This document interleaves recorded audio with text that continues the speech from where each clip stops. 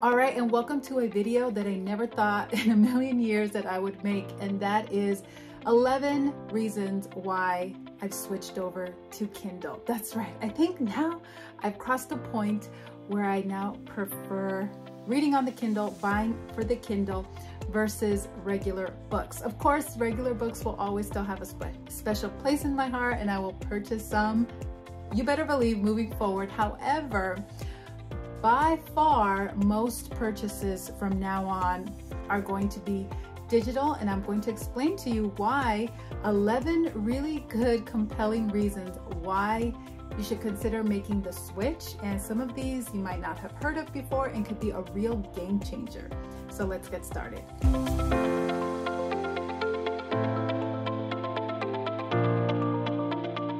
All right, so let's start with reason number one. And this is actually something good that came out of TikTok. I had to download it for this recipe book that I bought of viral TikTok recipes. Anyhow, I learned that you could make any Kindle book into essentially an audiobook. Now, it won't be a really professional audiobook, you know, with a really great reader or any of those background noises or anything like that, but just kind of like the speech to text, and you can hear it, which could be really helpful for kids that have certain reading difficulties still. It would really help them to be able to hear it as well as read it.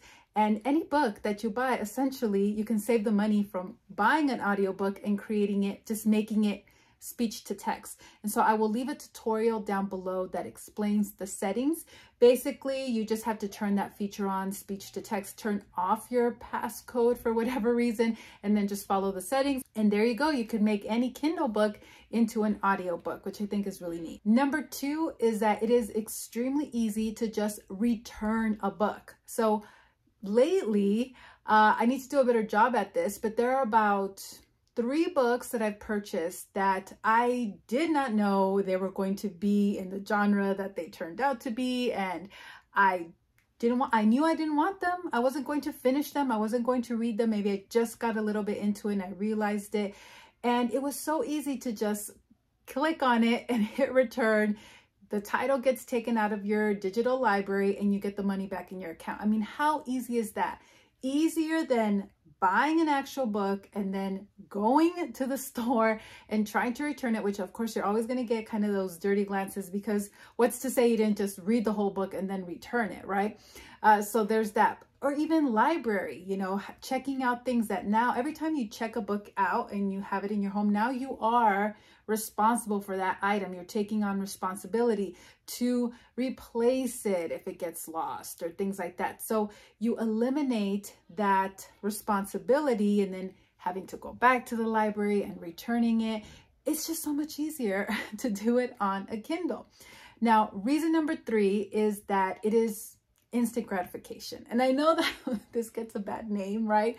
We try to get away and we want to have some delayed gratification. But when it comes to books, I mean, how easy does that get? Especially if you're a busy mom in the thick of it, raising children, it's so much easier than loading everybody up and going to the library. And I'm not saying don't go to the library. I know there's still, you know, story time and different things like that. It has its place. But if you're pregnant, sleep deprived, you know, it's just so much easier instead of searching, reserving, picking up, going, searching, going to the bookstore, buying. Instantly, just go on Amazon, find the title, bam, buy it on Kindle, and it's instantly in your library. You can read it for your read aloud that night, that day for story time. I mean, you can't beat that convenience. Number 4 is that it saves you money. Yes, it is a bit of a cost investment in the beginning, but I think it pretty much pays for itself when you consider library fees, when you talk about gas, trips to the library back and forth, or a lot of times also maybe printing your own books if you don't have an ink efficient printer and the paper and everything like that. I mean, the costs add up. So yes, it is a bit of an investment, but then there are so many titles free on Kindle Unlimited that you don't pay for if you have Kindle Kindle Unlimited or even Prime, just Prime itself, you have Prime Reading where you get some titles for free there as well.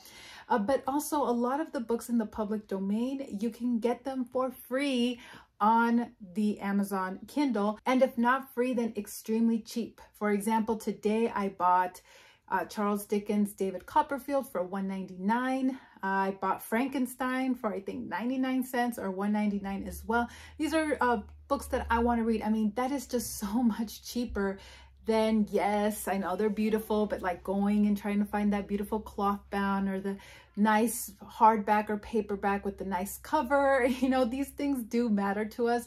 And so you can just bypass all of that and just have it here for super cheap. Number 5 is that it obviously doesn't take up a lot of space. And I can tell you that moving all of our books, I gave away a lot of them. I donated a lot of them. I sold a lot of them. And still all the ones that I couldn't part with and I packed and I brought here, it was such a pain. They're so heavy and it takes up so much space. And then the building of all the bookshelves and all of that, right? It costs money to hold and upkeep and maintain your home libraries. And I know they're precious and you do want to have books at home. Absolutely.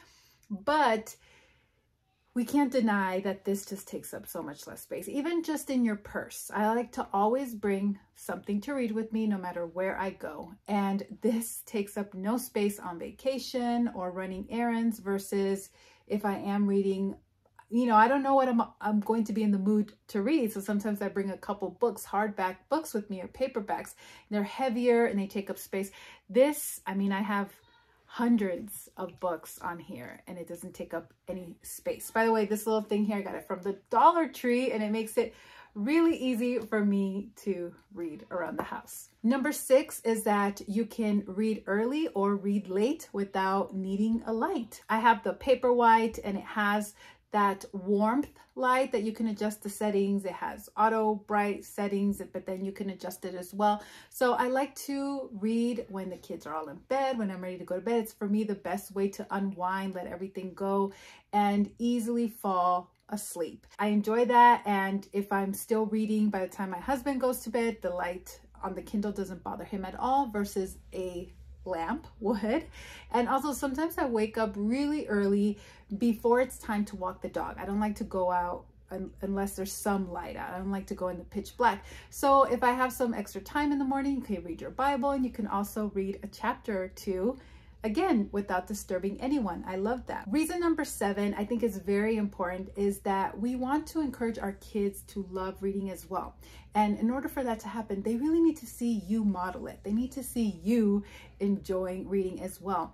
And so I always talk about this, whenever you have reading time at home, have a window like maybe formal RC reading time or just other reading windows, but they should see you also sitting on the couch and reading with them.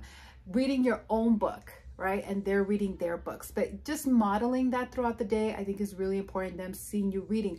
And using a paperback, hardback, great, they see that you're reading. However, when we talk about an electronic format, I think if they see you on your phone, even if you're reading, and this is why I never liked reading my Bible on my phone in front of them, because even if you say it, oh, I'm reading my Bible or I'm reading a book, it just looks like you're on your phone. How do they really know if you're reading or if you're on your phone, or you get a notification, you get distracted, you get a text, whatever it may be. But if they see you sitting down on the couch, like reading from your Kindle, it looks like a book, you know, and they know that you are reading and not just playing on your phone. Okay, so that's another reason I think is really important. Number 8 is that you can take any book that maybe you've written or you got from the public domain and you can turn it in to a EPUB, you know, the digital reader file. There is a software that a subscriber has shared with me. I will leave a link below to the name of it. It's a free software. You can download it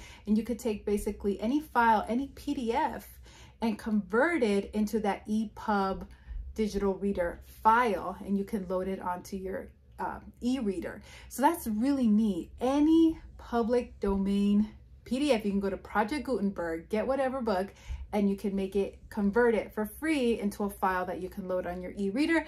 I think that's really cool too. Number 9, sort of the more obvious thing, is that you can adjust the text, the size, the font, so that you can read it better. First thing I do is I adjust the font. I like the Amazon Ember font, I think it's called, and I enlarge it a little bit. And yeah, you can't do that with paperbacks. And sometimes you do get these books, unfortunately, where the font is just a smidget too small. Or if you want to buy a big, large print, the book is giant, right? So that's just a great way to not affect the size of the book. Doesn't matter, you can make it as big as you want, and you can change the font. Along those lines, the next one would be that you can also check vocabulary. So I know I've said in the past that one of the reasons why, and I still stick to that, one of the reasons why they're not great for young readers, kids that are just learning how to read, they're building fluency, they need a lot of practice, is that because there are a lot of distractions. And when your brain is making tons of little micro decisions, it does affect your reading comprehension. So if they're constantly thinking about, oh, I can make the text larger or smaller, oh, I can highlight it and see what this word means, or I could do this or that, it is going to affect their comprehension. It's too many distractions. So kids learning how to read and practicing, they really do just need to stick to regular books, because it lessens the amount of decisions that they could make at any given moment. But if you're already a fluent reader, it's not an issue for you. I do think it's neat, maybe middle schoolers, teenagers, that they can highlight a word, and adults too, right? Highlight a word and see what it means. So it really helps to not break up the story, not break up the momentum to have to go look it up. You could do it right then and there. And then again, along the lines of that, my last reason is that you can highlight and you can take notes. Now, I really enjoy seeing what other people tend to highlight. This is a feature that I see on my Kindle, you probably have it as well, where you can see where most people highlight. And so it kind of, especially when I read business books, technical books, I'm like, okay, this is important. I need to highlight it myself also and pay attention to it, because this obviously resonated with a lot of people, or was a really important point. So I really like seeing that, because in case I gloss over it, I can, I need to pay attention to this and highlight it. And it always is something critical to the story, or a great quote, or a great, something to keep in mind when it comes to business, things to remember. A lot of times, business books especially, they really are just one blog post made into a book. It's one truth, one idea that could have been just a blog post, but inevitably it gets turned into a whole book. And so there's a lot of fluff around it. So the key to reading a lot of business books, sort of absorbing it quickly, is to realize that and to look for what is that one point, that one truth. It could be one in every chapter, one in the book. And so having that feature where it highlights it for you, it saves so much time and energy. So that's another reason. And then you can, of course, take notes, and it saves all of your clippings in one place. In fact, I believe this was on the Kindle. There was a feature where it took all of my clippings and it made them into flashcards, which I thought that was so neat, because these business principles that I want to remember that could easily be forgotten, I could just go back and revisit using that flashcard function. It is really neat. The Kindle has won me over. Reading books on an e-reader has really earned a special place in my heart, to the point now where I actually prefer it. And just so you know, I do have a few e-readers. These are the ones that I have for my kids, and there's a couple that they have as well. And some of these are like the older Kindles, and some of these are the old Nooks, like the Barnes & Noble's BNRV. I have a tutorial on how you can take these that are very outdated, like the software doesn't even connect to Barnes & Noble, but could actually be good because they won't have any access to internet or be able to search any titles on the Barnes & Noble website. It's basically just a shell, and they're so cheap. Like now they're $10 on eBay. And so I have a tutorial on how you can essentially make this a shell that you can use to load your ebooks on there. So you could do that tutorial that I talked about, turning any PDF into an ebook, or buy some ebooks, EPUB files, and load them onto here. Personally, for me, my favorite of all of them is the Kindle. This one is the Kindle Paperwhite Signature Edition 11th generation. I really agonized over if I wanted the Oasis or if I wanted this, the button placement, all of that. In the end, I chose this one and I'm really glad that I did. And I got the combo kit, which comes with this leather case, which I really like because you can still charge it on the bottom without taking it out of the case, as well as the little charging station. So this thing lasts forever. I charge it once and it lasts me, I feel like weeks go by without me having to charge it. So that's really nice. So I'll leave a link for this down below. They go on sale from time to time, like Prime Day, or I'm sure it'll probably go on sale during Black Friday or something. So you can leave this in your cart and check to see when it goes on sale. All right, thank you so much for watching. If you enjoyed this video, I think you would really like this video, but YouTube's algorithm seems to think you would like this video instead. So whichever one you choose, I will see you there. Talk to you soon. Bye for now.